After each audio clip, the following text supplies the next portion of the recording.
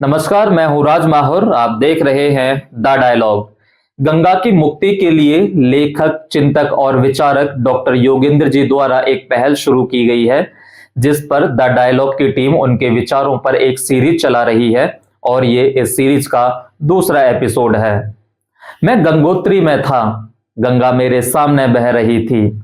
जल इतना ठंडा था कि कोई 5 सेकंड भी खड़ा नहीं हो सकता था, लेकिन लोग किसी तरह पत्थरों पर बैठते और लोटे या मग से देह पर जल उड़ेलते।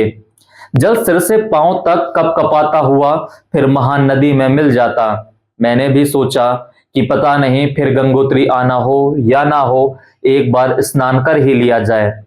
भागलपुर के पास भी गंगा बहती है, लेकिन उसे देखकर कभी भी स्नान करने की इच्छा नहीं हुई। पानी ऐसा मटमैला या काई भरा कि उसमें स्नान करने की इच्छा ही मर जाती है। गंगोत्री को देखकर स्नान करने की इच्छा बलवती हुई और कपड़े उतारकर मैं पत्थर पर बैठ गया और मग से जल देह पर डाला। जल इतना ठंडा था कि देह में थरथरी घुस गई, लेकिन सचमुच आनंद आया।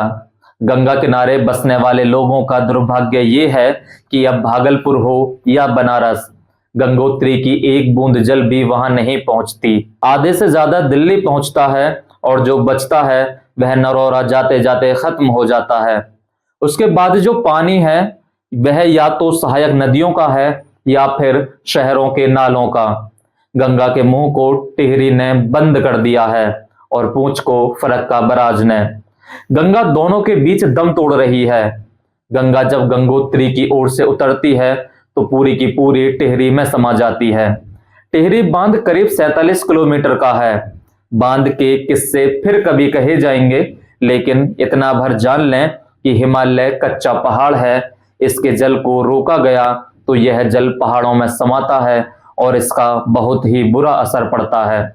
वैज्ञानिकों, स्थानीय निवासियों और पर्यावरणविदों ने लाख समझाया, आंदोलन भी हुआ, लेकिन अटल सरकार अटल रही और टिहरी बांध बना। जब मैं गंगोत्री गया तो रास्ते में बहुत से पुराने पेड़ों पर चिन्ह लगा दिए गए थे, क्योंकि डबल लेन बनना था। प्रकृति हमारी चेरी नहीं है, लेकिन हम सब ने उसे चेरी ही समझा है। गंगा को कोई राजीव एक्शन प्लान या नमामि गंगे कुछ नहीं कर सकता। ज्यादातर सरकारी आवंटन में महान लुटेरों को फायदा होता है और नेताओं के अहंकार की तुष्टि होती है। इनकी कुल समझ ये है कि घाट चमकाओ, आरती दिखाओ, शहरों के गंदे जल को साफ करने की अनमने ढंग से प्रयत्न करो, बस। हम मूलभूत ढंग से सोच ही नहीं सकते। हम गंगा को जगह जगह बांध रहे हैं, इसकी अविरलता को बाधित कर रहे हैं और बैठे बैठे सोचते हैं कि वह साफ हो जाएगी। गंगा या किसी भी नदी को बचाना है तो उसके बहाव को रोकने वाली तमाम बाधाओं को खत्म करना होगा। कई अमीर देशों ने अपनी नदियों पर जो बांध बनाए थे उसे तोड़ दिया। हम तो नकलची हैं, दूसरे देशों की सड़ी गली तकनीक को अपने यहां लाते हैं।